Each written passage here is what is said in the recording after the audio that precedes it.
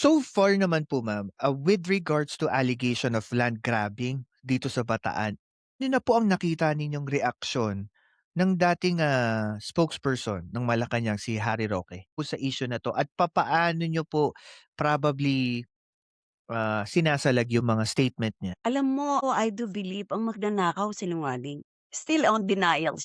At sasabihin ko sa'yo, hindi lang sa Bataan. I believe. Na-involved po siya? Yes. Wow! Ang akala ko lang po talaga Bataan. No, Ta's meron marami. so ano po talaga 'to kumbaga sa ano, Syndicated. malawakan.